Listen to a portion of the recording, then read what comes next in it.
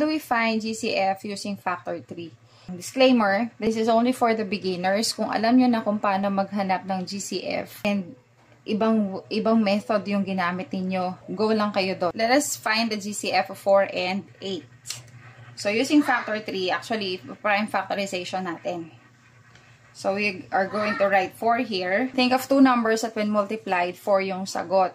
Ma'am, pwede ba 4 times 1? Kung 4 times 1, hindi tayo matatapos kasi iisip na naman tayo ng factors ng 4. Kasi 4 is a composite. Ang target natin, factor 3, prime factorization, kailangan lahat ng factors niya ay prime numbers na. And lahat ng numbers ay may factor na 1. So, 2 and 2. 2 is a prime number na. So, stop na tayo dyan. So, let us write the factors 2 times 2. Kung kaya nyo nang isipin yung factors ng 4, that's okay, na-direct na kayo dito. Again, this is for the beginners only. Kung ayaw nyo naman, kung kaya nyo na, skip na kayo dito na kayo pumunta. Walang problema. Okay. What are the factors of 8? We have 4 and 2. What are the factors of 4? We have 2 and 2. 2, 2, 2. They are all prime numbers. Factors of 8 are 2 times 2 times 2 times 2.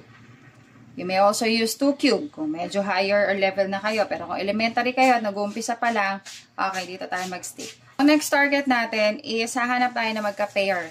Kung bibilangin natin sila as 1. Okay, so greatest common, yung common sa kanila. Yung 2 and 2, isang pair. Tsaka ito. Ito, walang ka-pair, hindi na siya kasama. Okay, so 2 times 2 is 4. Therefore, ang GCF of 4 and 8 is 4. Next number, 9 and 12. Let us write 9 here. So, what are the factors? 3 and 3. Prime numbers na yan. Okay na. Factors of 12. We have 4 times 3. Pwede rin 6 times 2. 4 is still factorable. That is 2 and 2. So, 2, 2, and 3. They are already prime numbers. So, let us write here. What are the factors? 3 times 3. And then, 2 factors of 12, 2 times 2 times 3.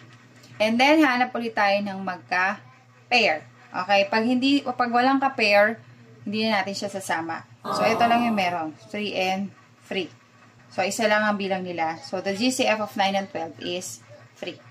For number 3, tatlo na yung hahanapin natin ng GCF. Remember, kailangan ay pare-pareho silang meron. Okay? So, kanina kaya sinabi ko pair, kasi dalawa lang naman sila. Pero ngayon, tatlo. Kailangan yung tatlo na yon meron silang common na factor. Right? 6. Okay? So, what are the factors of 6, 2, and 3?